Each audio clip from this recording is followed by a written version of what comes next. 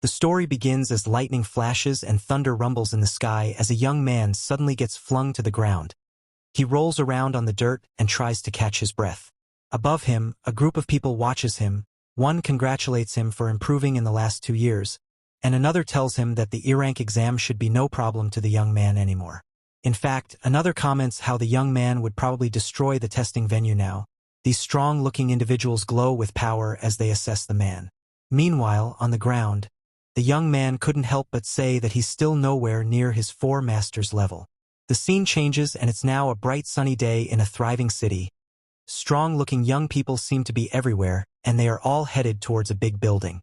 Inside the building, a lady announces that the registration for the E-rank promotion exam is currently ongoing. The young man, Rick, approaches the desk to take his exam ticket, but the girl behind the counter recognizes him. The girl reminds him that she is Alicia and they used to work together 2 years ago.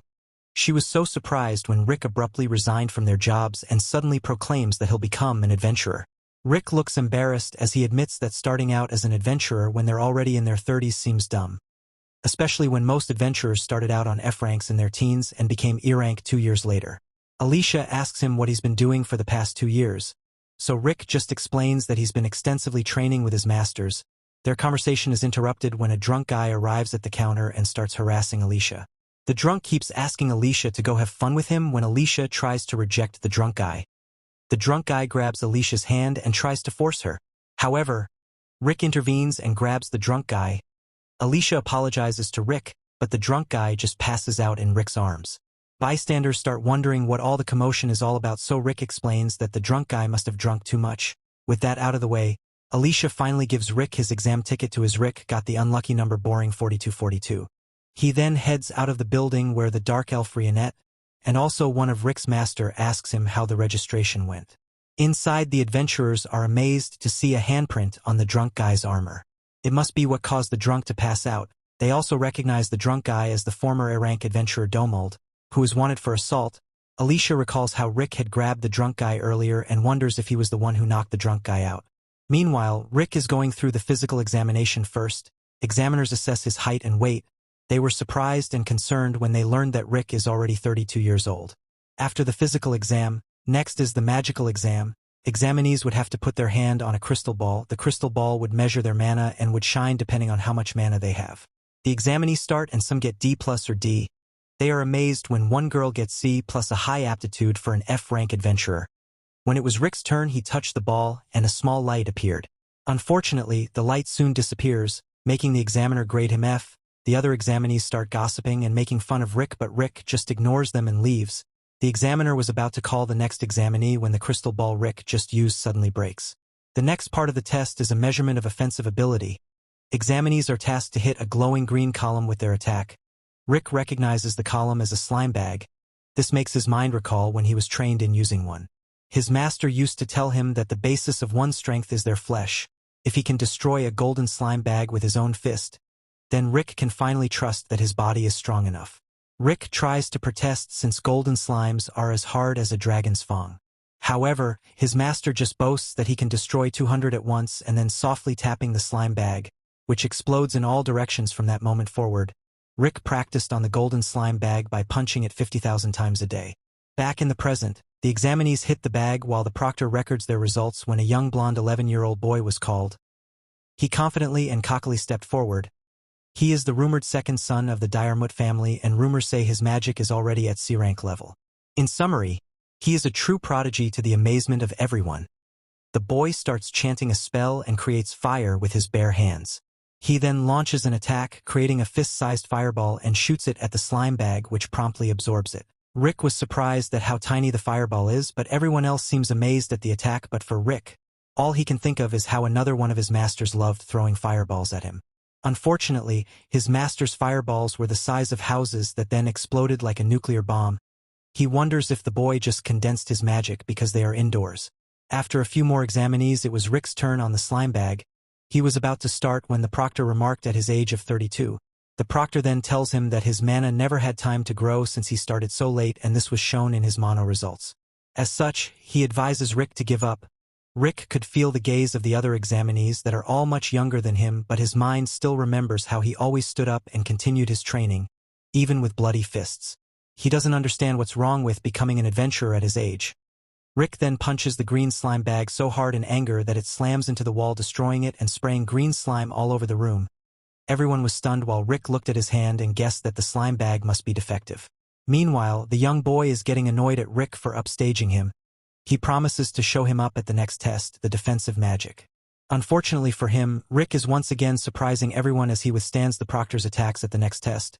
The proctor recognizes that Rick is still using first nature magic to block his attack, and he advises Rick to level it up for the next one. Rick then admits that he can actually only use first nature magic. Nevertheless, he is confident in his skills. The proctor concedes and starts casting a fifth nature magic attack. A huge cyclone of air blasts forth from the potter's hands, hitting Rick directly in the chest. The huge cyclone of wind even breaks the magic barriers surrounding the venue. Sylvester Elcernia, the first-ranked knight of the Royal Knights who is on the outskirts of the city, sees the shockwaves coming from the training grounds and assumes that something terrible is happening there. So he quickly makes his way to the exam center and learns from one of the examiners that an F-ranked weak adventurer blocked the military-grade nature magic just by using a defensive first nature magic. Sylvester finds it unbelievable, and so he assumes that the examiner is joking around with him. The examiner promises him that this is the case and even shows him the profile of the examinee.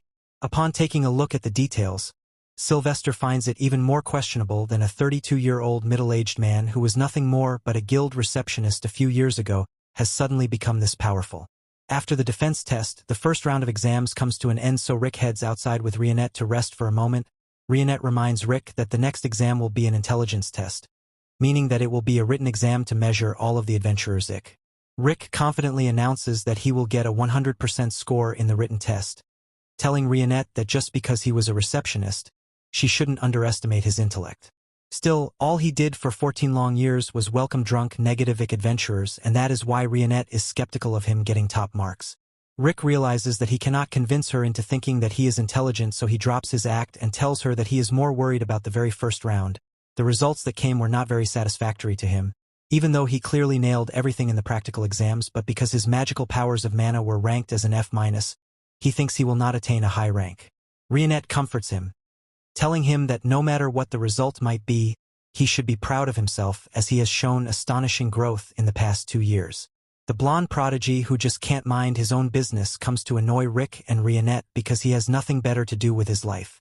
Rick recognizes this sore loser as the so-called prodigy but fails to recall his name, so the guy introduces himself once again as Freed Diarmuit. Rick doesn't want to be involved with any minors as he doesn't want to get cancelled by the internet, so he asks the little boy why he has come here and if he has gotten lost. Seeing his angry face, Rick assumes that the kid is perhaps looking for his parents, and so he offers to help him look for them. Freed, of course, finds Rick's unintentional remarks rather insulting and accuses him of deliberately stealing his thunder at the exam. According to Freed, it was his long-awaited dream to become the main character, and so he had planned the whole year how he would show off his brilliance at this exam. But because of Rick, he failed to have a heroic debut and couldn't stand out. Seeing that the kid is almost on the verge of tears, Rick tries to calm him down, promising him that it wasn't his intention at all. While he is desperately trying to come to an understanding with this dumb kid, another dumb loser with a wacky haircut enters, accusing Rick of making children cry. This twin ponytail Angelica is apparently the elder sister of Freed, and hence she is here to protect her little brother from this scary middle-aged uncle. Freed tells Angelica that Rick was bullying him and even adds that this uncle is in his 40s.